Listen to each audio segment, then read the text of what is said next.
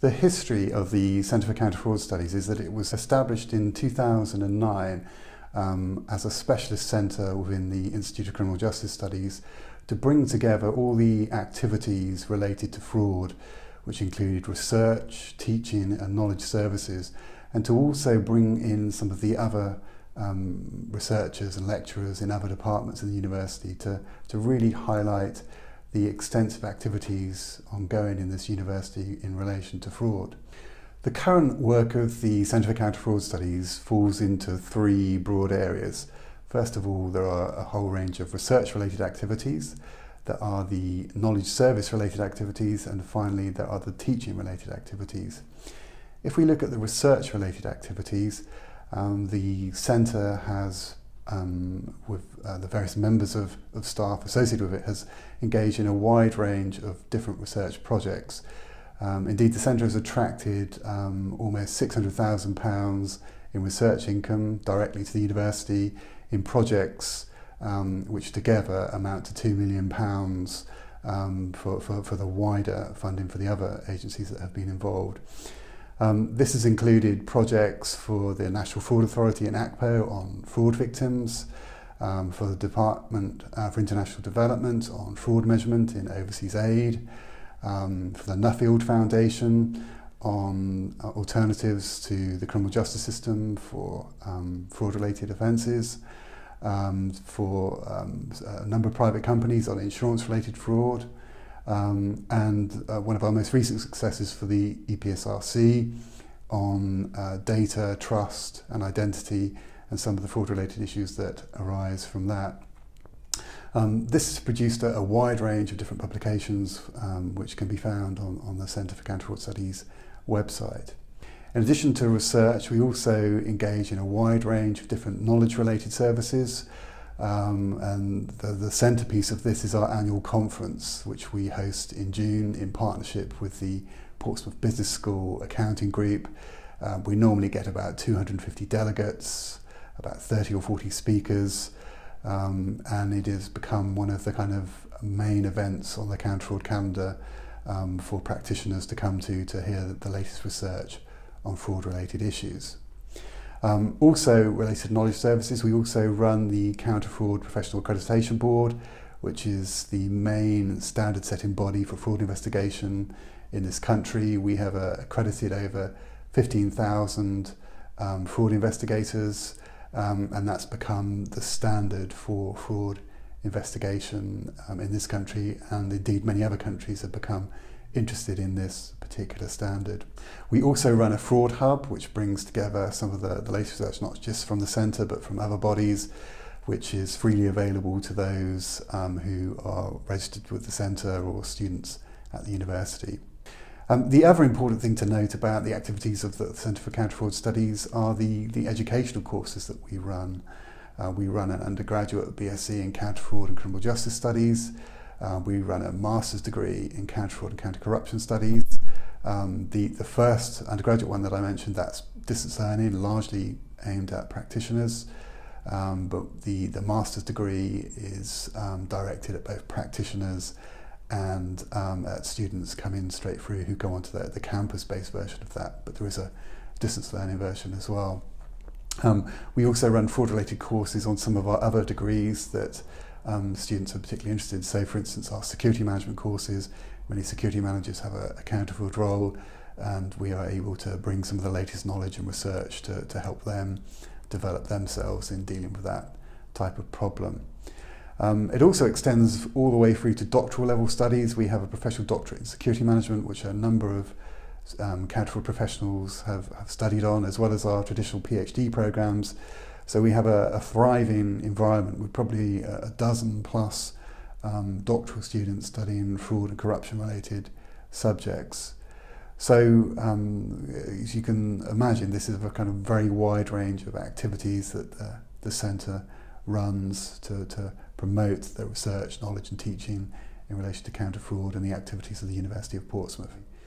One of the first major research projects the Centre engaged upon was the research funded by the National Fraud Authority and ACPO, that's the Association of Chief Police Officers, on fraud victims.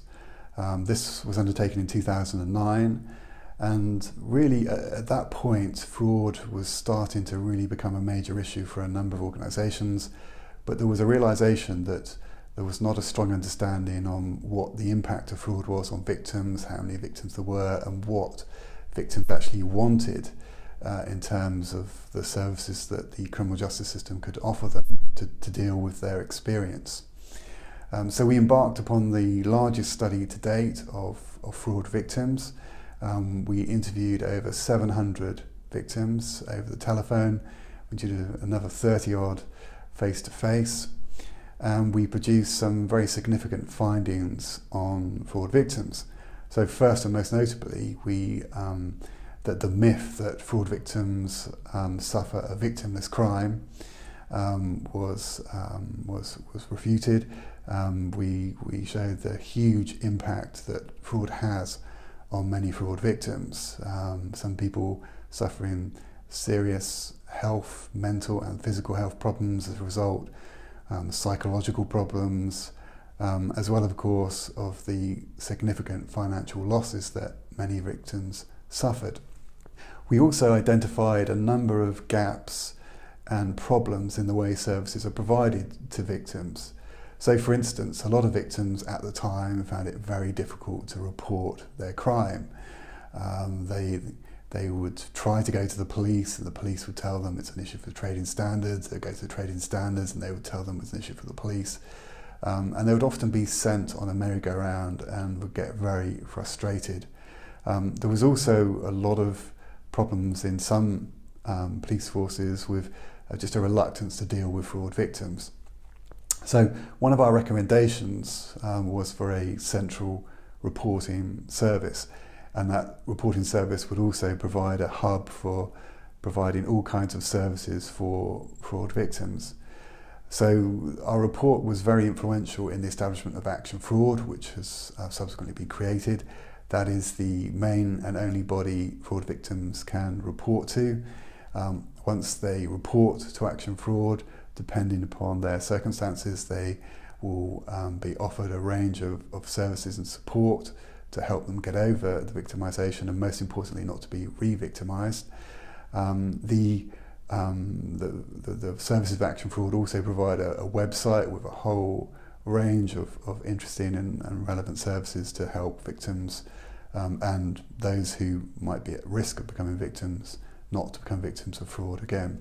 So that research was very, very important in terms of fraud victims, and that led on to another project which was funded by the Sentencing Council, which the Centre embarked upon in partnership with NatSen, and that was looking at the changing nature of fraud and obviously the movement of fraud increasingly online, and what impact that has in terms of what the sentencing of fraudsters should be. Again, there's often a myth that victimless, that cyber-related makes fraud a lesser crime than if it's perpetrated in traditional means. And again, this research highlighted some of the devastating impact on victims and the need for appropriate, tougher sentencing for fraudsters that perpetrate frauds online. So the research that we've undertaken in terms of fraud victims has had a number of major impacts. Those are two examples of research-related impact. The other significant impact, I would point to the Counter-Fraud Professional Accreditation Board. This was established in the late 1990s, and the Centre oversees the running of the Professional Accreditation Board, and that has set standards for fraud investigation and led to over 15,000 investigators meeting those standards to improve their effectiveness as fraud investigators. So there has been a real impact in terms of the professionalisation of fraud investigators as a result of the Counter-Fraud Professional Accreditation Board. University students, and indeed anyone who's connected with fraud, can benefit from joining the Centre by simply filling in the form on the website, and then they will be guaranteed to receive the very latest research and activities of the Centre through our regular newsletters. And so when we produce a publication, we will send it to everyone on that list. When we host an event, such as our annual conference, we will alert those that are members of the centre. And when there are obviously important items of news related to fraud in the media, we will also alert and bring that to the attention of those registered with the centre. It also doesn't cost you anything, and clearly there are many benefits from doing so by just spending a little time to fill in the form. It also will link you into the Fraud Hub, which many students find particularly useful in terms of the very wide range of resources we have on the Hub that you can just click on. So a very, very important and useful means for students and professionals to enhance their professionalism by becoming members of the Centre for Counter Fraud Studies.